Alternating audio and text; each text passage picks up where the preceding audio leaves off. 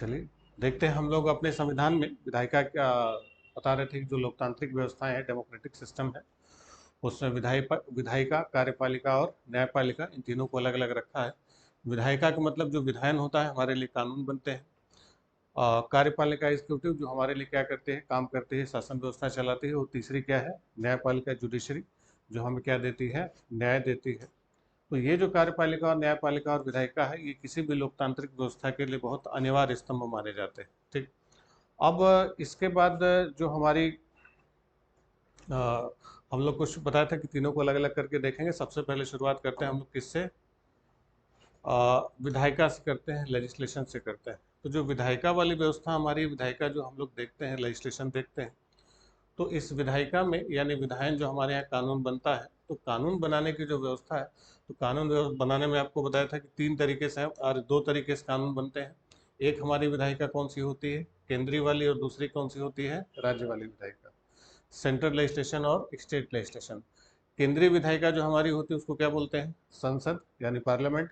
और जो राज्य की विधायिका होती है उसको क्या बोलते हैं, स्टेट लेजिस्लेचर यानी राज्य विधानमंडल।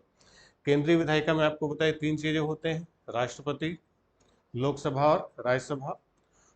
और जो केंद्रीय विधायिका होती है उसी की टू कॉपी कौन सी होती है, स्टेट। इसमें भी तीन चीजें होते हैं, राज्यपाल, विधानसभा और विधान परिषद। बताया था कि जो लोकसभा राज्यसभा के सदस्य होते हैं इनको क्या बोला जाता है, मेंबर ऑफ पार्लियामेंट।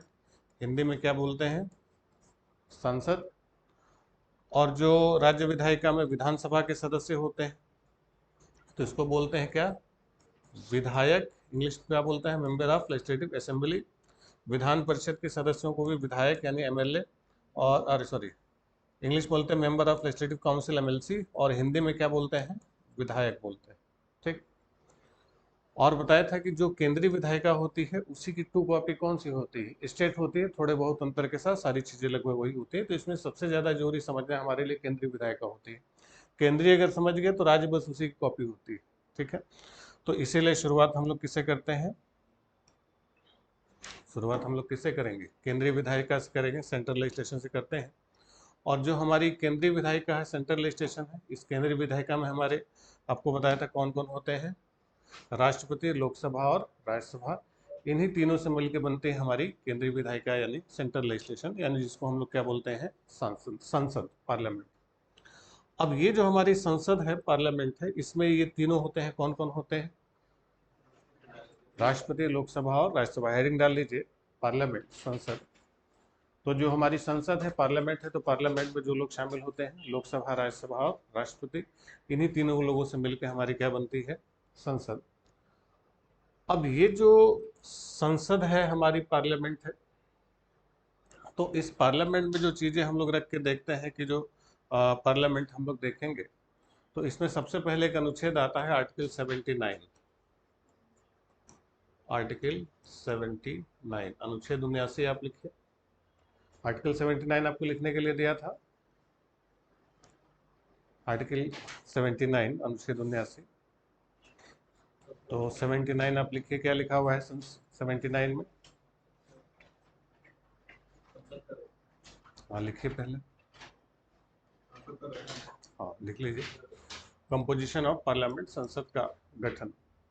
तो संसद का गठन किस आर्टिकल में दिया गया है, आर्टिकल 79। तो ये जो आर्टिकल 79 दिया गया है कि इसमें संसद होती क्या है, पार्लियामेंट होता क्या है, तो इस 79 को आप बिल्कुल ध्यान से देखेंगे तो इसमें पूरा मेंशन किया गया है, जो बताया गया है कि जो हमारी संसद है, पार्लियामेंट है, इसमें तीन चीज़ें होती हैं। फिर से लिखिए, संसद बराबर पार्लियामेंट इक्वल टू, लिखिए संसद यानी पार्लियामेंट बराबर लोकसभा प्लस राज्यसभा प्लस राष्ट्रपति यानी प्रेसिडेंट। यानी लोकसभा, राज्यसभा और राष्ट्रपति, इन्हीं तीनों से मिलकर हमारी क्या बनती है, संसद बनती है, पार्लियामेंट बनती है। यानी संसद में कौन कौन शामिल होते हैं, लोकसभा, राज्यसभा प्लस राष्ट्रपति, ये तीनों मिलकर शामिल होते हैं किसमें, संसद में। अब इन तीनों को बॉक्स बना के रख लीजिए। अब ये जो लोकसभा, राज्यसभा, राष्ट्रपति, ये तीनों हमारे किस में आते हैं, संसद में। ये बात किस आर्टिकल में लिखी गई है, आर्टिकल 79 में। अब यहाँ पर जैसे समझने वाली बात है कि जैसे आप देखते हैं, लोकसभा को देखते हैं, राज्यसभा को देखते हैं, तो लोकसभा राज्यसभा तो कानून बनाते हैं, राष्ट्रपति इसमें क्या करते हैं, हमारे संसद में पार्लियामेंट का क्या रोल होता है। तो राष्ट्रपति की इसमें भूमिका बहुत ज़्यादा होती है। कोई भी कानून जब बनता है या कानून बनाने की जो प्रक्रिया जब शुरू होती है तो उस प्रक्रिया में बहुत सारी चीज़ें होती हैं, और जब कानून बनता है तो सबसे पहले पास होते हैं विधेयक। विधेयक यानी बिल। क्या पास किए जाते हैं, इंग्लिश में बोलते हैं बिल, हिंदी में बोलते हैं क्या, विधेयक। तो विधेयक जो होता है, आगे डिटेल में हम लोग बातचीत करेंगे। विधेयक लोकसभा में प्रस्तुत हुआ, लोकसभा पास करेगी तो कहाँ जाएगा वो बिल, राज्यसभा में, या राज्यसभा पास करेगी तो लोकसभा में जाएगा। किसी भी बिल का दोनों हाउस से पास होना जरूरी होता है। अब लोकसभा ने पास किया, राज्यसभा ने पास कर दिया, तो भेजा जाएगा किसके पास, राष्ट्रपति के पास। या राज्यसभा ने भेजा, लोकसभा ने पास किया, तो ये भेजा जाएगा किसके पास, राष्ट्रपति के पास। क्या भेजा जाएगा, बिल, यानी हिंदी में विधेयक। तो राष्ट्रपति के पास बिल गया, विधेयक गया, राष्ट्रपति ने उस बिल पर साइन कर दिया, अपनी मंजूरी दे दी, तो वो बिल बन जाएगा एक्ट। हिंदी में कहेंगे विधेयक बन जाएगा अधिनियम। तो कोई भी विधेयक अधिनियम बनता है किसकी सहमति के बाद, राष्ट्रपति की सहमति के बाद। अगर राष्ट्रपति ने सहमति नहीं दी है तो अभी तक क्या है, विधेयक। तो बिना राष्ट्रपति की, यानी सीधी भाषा में कहा जाए कि बिना राष्ट्रपति की सहमति के कोई भी बिल एक्ट नहीं बनता या विधेयक अधिनियम नहीं बनता। इसीलिए राष्ट्रपति विधि निर्माण की प्रक्रिया के बिल्कुल अनिवार्य हिस्सा होते हैं, जरूरी हिस्सा होते हैं।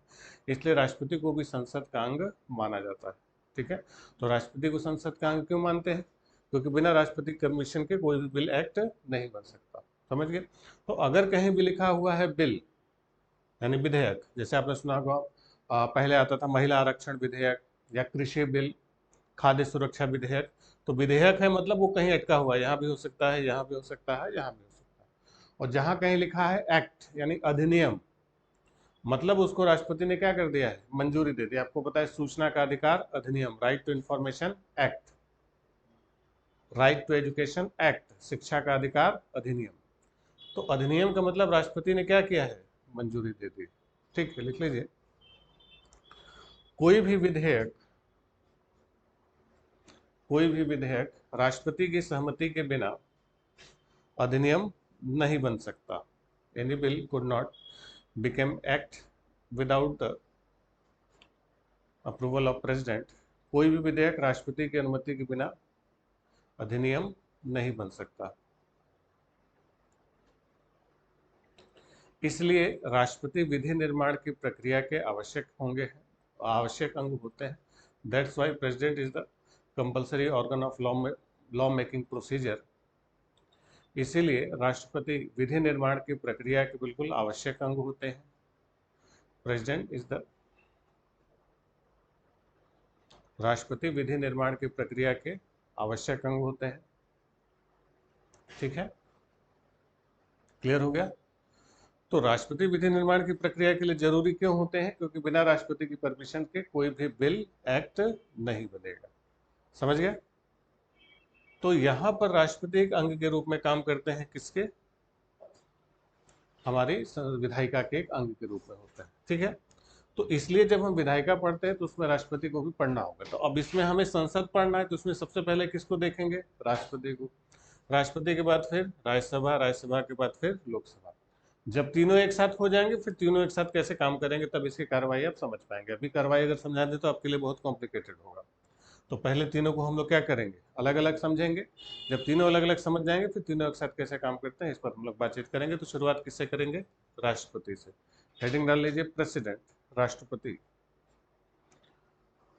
अब जो भारत का राष्ट्रपति है, प्रेसिडेंट ऑफ इंडिया, ठीक, तो भारत में जो राष्ट्रपति की स्थिति होगी, लिखिए आर्टिकल 53 अनुच्छेद 53।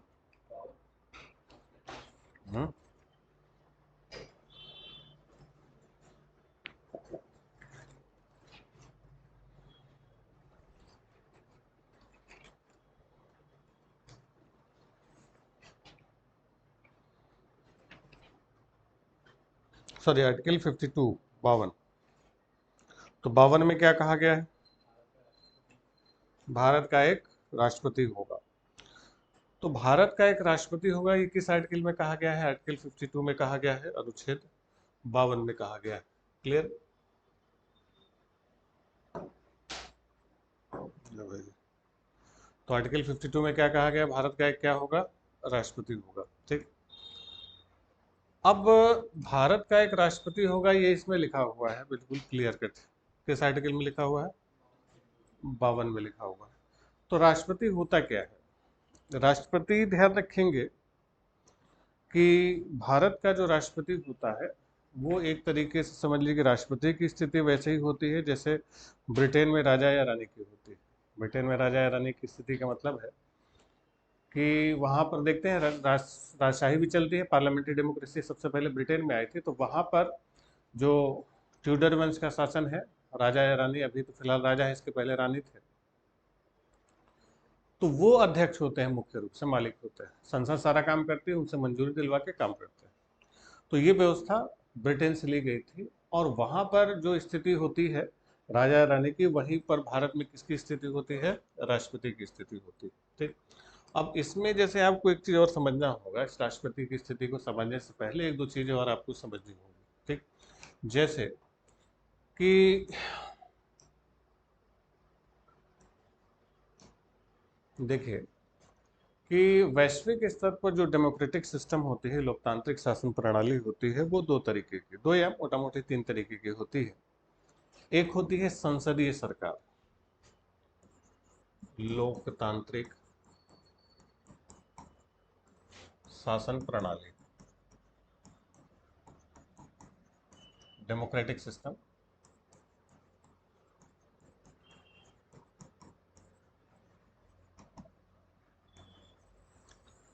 तो इसमें मोटा मोटी दो तरीके के होते हैं, केवल एक देश में तीसरा प्रकार भी चलता है, इसलिए उसको भी हम लोग लिख ही लेते हैं।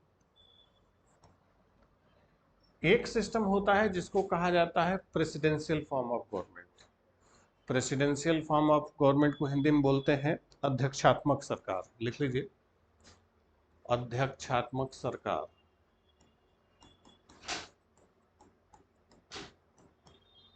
प्रेसिडेंशियल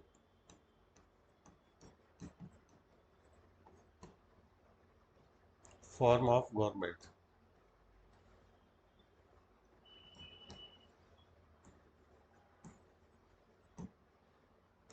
और दूसरा होता है संसदीय सरकार, पार्लियामेंट्री फॉर्म ऑफ गवर्नमेंट।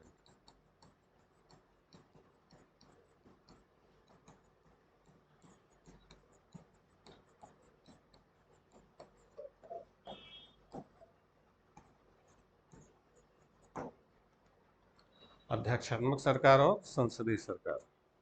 अब देखिए दोनों में डिफरेंस क्या होता है कि जो अध्यक्षात्मक सरकार होती है, जिसको कहते हैं प्रेसिडेंशियल फॉर्म ऑफ गवर्नमेंट, तो प्रेसिडेंशियल फॉर्म ऑफ गवर्नमेंट में क्या होता है कि प्रेसिडेंट आपने सुना होगा, एक राष्ट्रपति होता है, या फिर अलग से एक दे देंगे कि एक कोई अलग से प्रधानमंत्री है, सारी ताकत उसी के पास। तो वहां पर दो चीजें होती हैं, एक तो राष्ट्रपति है, ठीक, और दूसरी वहां की क्या है, संसद है, पार्लियामेंट। दोनों एक दूसरे से अलग अलग काम करते हैं। राष्ट्रपति अलग एक सेंटर ऑफ पावर है, पार्लियामेंट अलग एक सेंटर ऑफ पावर होता है। ठीक, अब मान लीजिए कि राष्ट्रपति ने कोई काम किया, कोई फैसला लिया, तो राष्ट्रपति ने कोई फैसला लिया तो लिया, वो अलग काम कर रहा है। फिर उसके फैसले को संसद ने चैलेंज कर दिया कि आपका फैसला गलत है, और पता चला कि संसद ने राष्ट्रपति के फैसले को कैंसिल कर दिया। होता है ऐसा, यानी वहां पर राष्ट्रपति अलग सत्ता का केंद्र है और संसद अलग सत्ता का केंद्र है। दोनों में अलग अलग है, दोनों व्यवस्थाएं अलग हैं, दोनों के अपने निर्णय होते हैं। हो सकता है राष्ट्रपति कभी उसके पास सीटें ज़्यादा हो तो वो संसद की व्यवस्था को बदल सकता है, या संसद के पास कुछ ऐसी व्यवस्था है, राष्ट्रपति ने कोई ऐसा काम किया जो संसद को पसंद नहीं आया, तो फिर संसद ने राष्ट्रपति के फैसले को बदल दिया। इसका एग्जाम्पल आप लिख सकते हैं, जैसे अमेरिका है, यूएसए है, रूस है। किसका, संसदीय व्यवस्था का, अरे सॉरी, प्रेसिडेंशियल का। एग्जाम्पल कौन है, यूएसए। जैसे अमेरिका के प्रमुख कौन है, एक प्रेसिडेंट है और अमेरिका में क्या है, संसद है, उसकी संसद को कांग्रेस बोलते हैं। अब कई बार इसमें तनातनी हो जाती है, इसमें झगड़ा हो जाता है। आपने देखा होगा कि प्रेसिडेंट जब डोनाल्ड ट्रंप थे तो अक्सर हो जाता है, तो उन्होंने कैसे कोई फैसला लिया, संसद ने मना कर दिया, संसद ने कोई फैसला लिया, प्रेसिडेंट ने मना कर दिया। और इसका सबसे बड़ा उभार आया था 1924 में, जब 1919 में 1819 में जब पहला विश्व युद्ध खत्म हुआ, फर्स्ट वर्ल्ड वॉर खत्म हुआ, तो उस समय अमेरिका के राष्ट्रपति हुआ करते थे वुडरो विल्सन।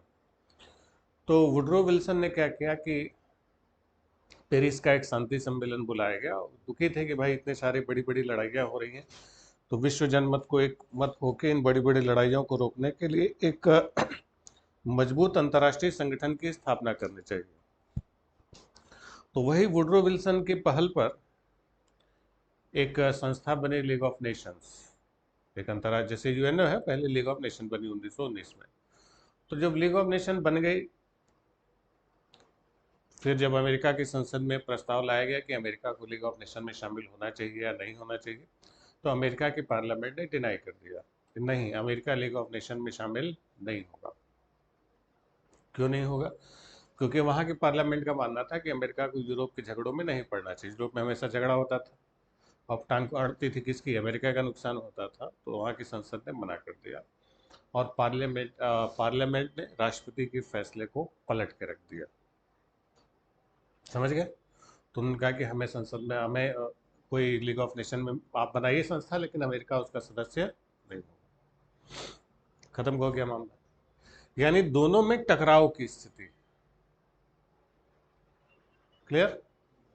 हमारे यहाँ ऐसा नहीं। हमारे यहाँ आपको अभी थोड़ी देर पहले बताया कि एक क्या है, पार्लियामेंट है, और इसी पार्लियामेंट में कौन है, राष्ट्रपति। यानी राष्ट्रपति को हमने संसद के अंदर दिखाया आपको। समझ गए? यानी राष्ट्रपति संसद का ही एक अंग है, न कि उससे अलग। समझ गए? तो जो संसदीय सरकार होती है, पार्लियामेंट्री फॉर्म ऑफ गवर्नमेंट होता है, उसमें जो प्रेसिडेंट होता है वो राष्ट्रपति, वो संसद का ही क्या माना जाता है, अंग। जबकि अध्यक्षात्मक सरकार में राष्ट्रपति संसद से क्या होता है, अलग हो जाता है। ठीक? यानी कि यहां पर जो अध्यक्षात्मक शासन प्रणाली है, प्रेसिडेंशियल फॉर्म ऑफ गवर्नमेंट, वहां पर विधायिका अलग है, राष्ट्रपति अलग है, कार्यपालिका अलग है। यहाँ पर विधायिका भी वही है, उसी में राष्ट्रपति भी है, और उसी में कार्यपालिका, सब एक ही में काम कर रहे हैं, एक ही साथ काम कर रहे हैं। ठीक? ये व्यवस्था आप लिख सकते हैं ब्रिटेन से लिया गया था। ये जो संसदीय सरकार है, पार्लियामेंट्री फॉर्म ऑफ गवर्नमेंट है, किससे लिया गया है, ब्रिटेन से लिया गया। तो इसमें क्या होता है कि जो संसदीय व्यवस्था में जैसे राष्ट्रपति है या ब्रिटेन में राजा की स्थिति होती है, वो एक फॉर्मल हेड की तरीके से होती है। फॉर्मल हेड का मतलब औपचारिक प्रमुख, यानी ब्रिटेन का राजा औपचारिक रूप से वहां का क्या है, प्रमुख है, फॉर्मली वहां का क्या है, हेड है। काम सारी संसद कर रही है और वो उसी का फैसला मान लिया जा रहा है। जबकि अमेरिका में क्या होता है, इससे अलग अलग होता है। समझ में आ गया दोनों में अंतर क्या होता है?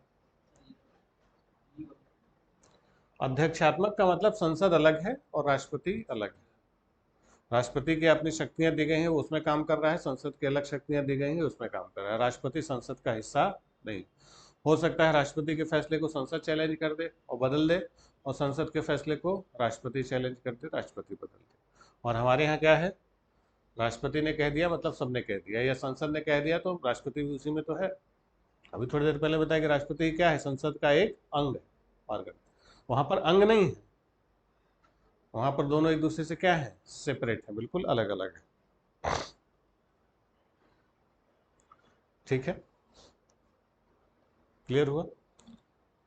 तो यहाँ पर जो संसदीय शासन व्यवस्था है, तो इस संसदीय शासन व्यवस्था में कलेक्टिव रिस्पॉन्सिबिलिटी होती है। अब राष्ट्रपति ने फैसला लिया तो आप सीधे राष्ट्रपति को गाली नहीं दे सकते, सरकार का भी रोल है, लोकसभा का भी रोल है, राज्यसभा का भी रोल है, सबका अलग अलग रोल है, सब मिलजुल के काम कर रहे हैं। हम और वहाँ पर गाली दे सकते हैं कि संसद है वो झूठ बोल रहे हैं या राष्ट्रपति झूठ बोल रहे हैं, वो अलग अलग कर सकते हैं। हमारे यहाँ नहीं। कभी आपने तक सुना कि राष्ट्रपति के ऊपर कभी उंगली उठी हो? नहीं, क्योंकि पता है कि राष्ट्रपति केवल क्या है, नाम मात्र के प्रमुख। तो राष्ट्रपति की स्थिति हमारे वैसे ही है जैसे ब्रिटेन में राजा या रानी की होती है, कि वो बस नाम मात्र के क्या है, प्रमुख हैं। तो ये वहीं से ही कॉपी किया गया, बस वहाँ और यहाँ में अंतर ये होता है कि वहाँ पर जो व्यवस्था दी गई है कि वहाँ पर राजा रानी का चुनाव नहीं होता, इलेक्शन नहीं होता। वहाँ बस क्या होता है कि जो उनका एक वंशज है, ट्यूडर वंश का शासन चल रहा है, उत्तराधिकारी उन्हीं के वंश का होगा, उसका चुनाव नहीं होगा। और हमारे यहाँ राष्ट्रपति का क्या होगा, चुनाव। तो बस चुनाव की प्रक्रिया अलग है, बाकी शक्तियाँ, व्यवस्थाएं, सब कुछ बिल्कुल अलग है। कि राष्ट्रपति को एक बड़ा महलनुमा घर दिया गया है, सारी सुविधाएं दी गई हैं, कानूनों से बिल्कुल बरी है, इनकम टैक्स से बिल्कुल बरी है, सारी चीज़ों से बिल्कुल अलग है। तो क्या है, यानी एक तरीके से समझ लीजिए कि भारत का राजा कौन है वर्तमान समय में, भारत का राष्ट्रपति। जो भी काम होता है सब राष्ट्रपति के नाम पर होता है, ठीक है, वो सब प्रेसिडेंट के नाम पर। जितनी संवैधानिक नियुक्तियां होंगी सब राष्ट्रपति के नाम पर की जाएंगी। क्लियर? एक व्यवस्था एक बीच वाली है, बीच वाली व्यवस्था को कहा जाता है कलेक्टिव, जो समूह में होते हैं ना, प्लूरल एग्जीक्यूटिव कहा जाता है, लिख लीजिए सामूहिक कार्यपालिका। हालांकि एक आकी जगह है ये, सामूहिक कार्यपालिका, प्लूरल एग्जीक्यूटिव।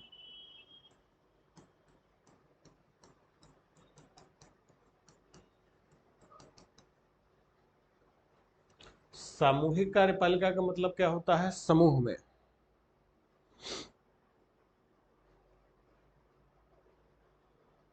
इसका एग्जाम्पल केवल एक ही है, स्विट्जरलैंड।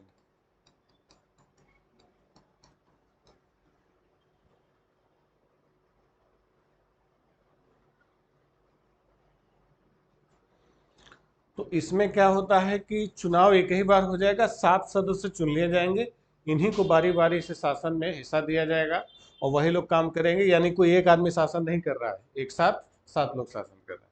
और एग्जीक्यूटिव पावर किसी एक को दे दिया जाएगा, फिक्स कर दिया जाएगा, एक एक साल का कार्यकाल सबको दे देगा, एक साल आप काम कीजिए, एक साल आप काम कीजिए, एक साल आप काम कीजिए, वो काम कर रहे हैं।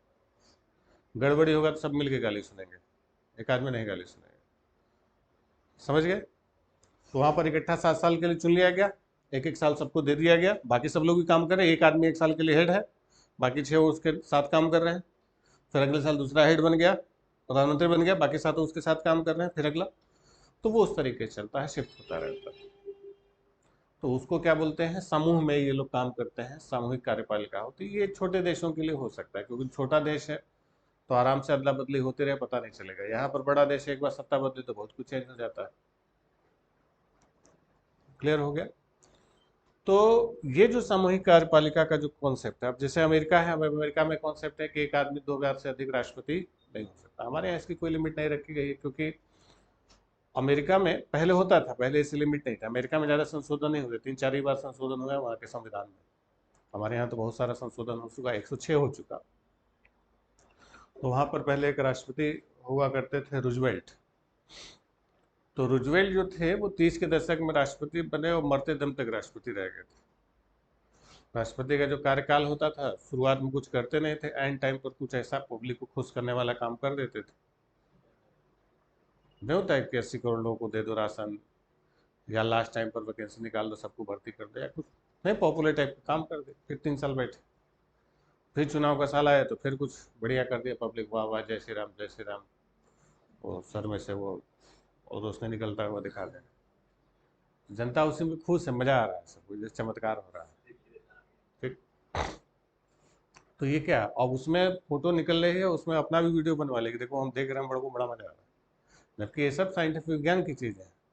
वो आप भी आप अपने माथे पर चिपका लेंगे, आपके माथे से भी निकलना शुरू हो जाएगा। ऐसा कुछ है नहीं, आप भी राम बन सकते हैं, रामलीला खुदे बन सकते हैं। लेकिन वही है कि पब्लिक उसी में खुश है, मजा आ रहा है सबको, वाह वाह वाह, चमत्कार यही होता है। तो ये क्या दिख रहा है कि एंड टाइम पर बस पलटी मार गया। तो वही वहां पर होता था। सोचिए जब सेकेंड वर्ल्ड वॉर चल रहा था, वो वुडरो विल्सन व्हील चेयर पर थे, यानी अमेरिका का राष्ट्रपति व्हील चेयर पर चल रहा था और मरते दम तक वो राष्ट्रपति थे। फिर वहां संशोधन किया गया, ये सब ड्रामेबाजी नहीं चलेगी, कोई भी राष्ट्रपति अधिक से अधिक 2 बार, तीसरी बार मौका ही नहीं दिया जाएगा, चाहे कितनों आप काम कर लीजिए। तो इससे क्या होगा कि जो ढंग का काम करना है, जो करने वाला है वो करेंगे, तमाशा नहीं करेंगे, जिंदगी भर की जिम्मेदारी नहीं ले। भाई देश का शासन चला है ना, बकौती थोड़े बना देने। उनको क्या, अब यहाँ पर एक एक साल के लिए देते हैं, और बताइए 1 साल बाद हटा, आप कितनों बढ़िया काम किए, आप कितना ही बढ़िया काम किया, हटा देंगे जाइए। तब मतलब आप अपने पॉपुलर होने के लिए काम नहीं करेंगे, तब जो देश के लिए, शासन के लिए जो सही होगा वो करेंगे। और आपको पॉपुलर होना है क्योंकि अगली बार भी वोट लेना है, क्योंकि उससे अगली बार वोट लेना है, तो फिर कोई ऐसा काम नहीं करेंगे जिससे लोग नाराज हो जाए, भले ही उनके हित में हो। डेमोक्रेसी की कई सारी समस्याएं होती हैं, तो लोकतंत्र की एक बड़ी समस्या ये भी है कि सरकार बहुत कड़े निर्णय नहीं लेती, क्योंकि इससे हर 5 साल बाद चुनाव होगा, चुनाव में फिर समस्या हो जाएगी। कई मामलों में तानाशाही को इसमें ठीक माना जाता है कि राजा को जो ठीक लगेगा वो करेगा, क्योंकि उसको किसी को खुश करने की जरूरत नहीं। यहाँ खुश करने के चक्कर में खजाना बर्बाद कर दीजिए, आप सब कुछ चौपट कर दीजिए। समझ रहे हैं इन चीज़ों को? तो वहां पर यही चीजें अप्लाइड होती है। यहाँ पर 1 साल ज्यादा देंगे ही नहीं, वहां पर 2 टेन्योर दे दिया, खत्म कीजिए। हमारा क्या है, जब तक रहे तब तक राज चल रहा है, जिंदा। जवाहरलाल नेहरू मरते दम तक प्रधानमंत्री रहे, 17 साल पद पर रहते हुए मरे थे।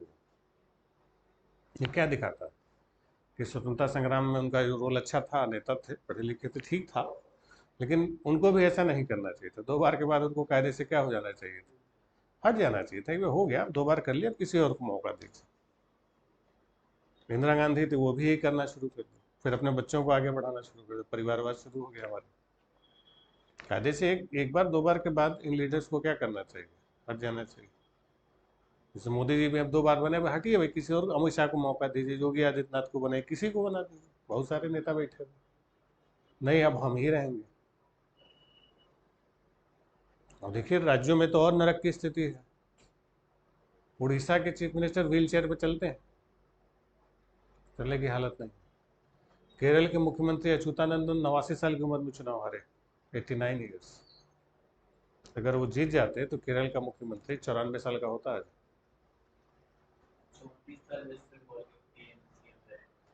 ममता बनर्जी भी वही हर के उसी लाइन में है, हमें लग रहा है कि 3 बार से तो होगी, चौथा टेन्योर है। नीतीश कुमार सब उल्टा पलटी करके। सिक्किम में थे पवन कुमार चामलिंग, सबसे लंबी सर्विंग सीएम, 24 साल। ये सब चला। केजरीवाल तीसरा टेन्योर है उसका, तो पकड़ जेल में कर दिए। चलो खत्म कहानी। खैर, समझाने का मतलब ये है कि यहां पर क्या है कि एक है, ठीक, क्या, पार्लियामेंट हो, चाहे प्रेसिडेंट हो, चाहे गवर्नमेंट हो, सब एक ही में। और यहाँ पर ये क्या है, अलग है, और ये अलग है। अब प्लूरल में क्या होता है कि एक साथ चुन लिया गया 7 साल के लिए, एक एक आदमी को हेड बना दिया जाएगा और 1 साल का मौका दिया जाएगा, उसके बाद देंगे ही नहीं, जाओ जो मर्जी आएगा। तो वहां पर पॉलिटिक्स एक वो है, प्रोफेशन है। जैसे नौकरी करते हैं ना, फिर रिटायर हो गया, हट गया, अब नहीं करना है, दूसरा कुछ करना। तो पॉलिटिक्स को क्या ले लेते हैं, प्रोफेशन है। यहाँ पर खानदानी चलते हैं, पुश्तैनी हो जाता है, एक बार बने तो फिर हटना नहीं। वो प्रोफेशनली पॉलिटिक्स करते हैं, हम लोग प्रोफेशनली नहीं करते। समझ गए? तो अध्यक्षात्मक सरकार हमारे यहाँ नहीं है, सामूहिक का ये कार्यपालिका नहीं है। हमारे यहाँ कौन सा है, संसदीय सरकार। और इस संसदीय सरकार में अध्यक्ष कौन होता है, राष्ट्रपति होते हैं। ठीक, लिख लीजिए। भारत के राष्ट्रपति की संवैधानिक स्थिति, भारत के राष्ट्रपति की संवैधानिक स्थिति ब्रिटिश सम्राट के समान है, ब्रिटिश सम्राट के समान है।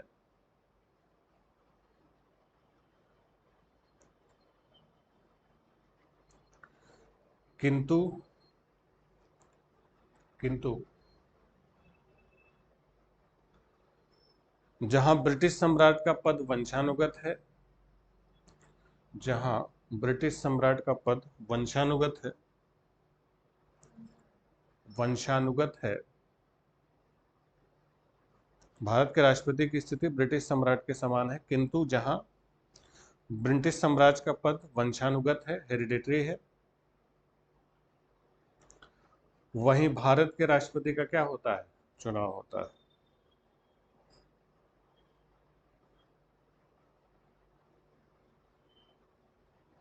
ठीक। भारत की संसदीय सरकार को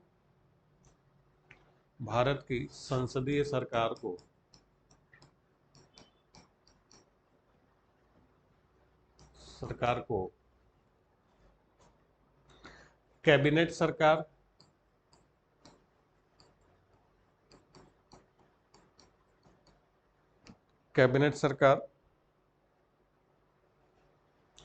या उत्तरदायी सरकार,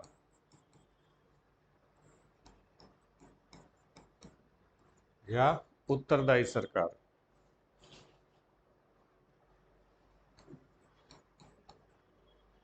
या उत्तरदायी सरकार, या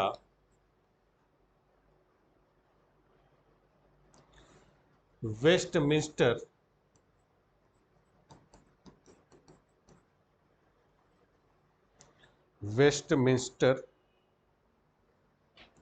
स्वरूप भी कहा जाता है। वेस्टमिंस्टर ये ब्रिटेन का स्वरूप है, वेस्टमिंस्टर स्वरूप कहा जाता है। समझ गए? तो चाहे कैबिनेट सरकार कहिए, चाहे उत्तरदायी सरकार कहिए, चाहे वेस्टमिंस्टर स्वरूप कहिए, ये वेस्टमिंस्टर ब्रिटेन में शब्द वहां पर वेस्टमिंस्टर शासन प्रणाली चलती है, ब्रिटेन में इसको कहा जाता है वेस्टमिंस्टर प्रणाली, चाहे उसको पार्लियामेंट्री फॉर्म ऑफ गवर्नमेंट कह दीजिए। तो हम लोग को इसी पर फोकस करना है। ठीक है। अब जैसे अमेरिका है, ब्राजील है, रूस है, वहां पर कैसा फॉर्म चलता है? प्रेसिडेंशियल चलता है। प्रेसिडेंशियल में एक दो एग्जाम्पल और लिख लीजिए। अमेरिका लिखा, अमेरिका, रूस, ब्राजील। ठीक है। तो वहां पर क्या चलता है? ठीक। चलिए अब इसके बाद राष्ट्रपति क्या है, इसकी योग्यताएं, योग्यताएं, इसकी शक्तियां, ये बड़ा टॉपिक है राष्ट्रपति, और सबसे जटिल है इसका चुनाव, कॉम्प्लिकेशन है इसमें। उसको हम लोग कल देखेंगे, थोड़ा समय निकल गया। ठीक है। तो मिलते हैं कल। हम लोग इसको ध्यान से पढ़िएगा कि उसमें बहुत सारी चीजें आएंगी राष्ट्रपति के मामले में अकेले, क्योंकि राष्ट्रपति आप समझ गए तो समझ लीजिए कि संसद की ऊपरी व्यवस्था आपको समझ में आ जाएगी कि सारी चीजें घूम फिर के कहाँ जाएंगी? राष्ट्रपति के पास जाएंगी। ठीक है। तो राष्ट्रपति एक समझ लीजिए कि स्रोत बन जाता है सत्ता का, हमारे प्रमुख स्रोत। ठीक। सोर्स बनता है और सब चीज वहीं से होके गुजरेगी। तो वो एक प्रोसेस में, एक प्रक्रिया में शामिल हो जाता है राष्ट्रपति। ठीक है। चलिए मिलते हैं।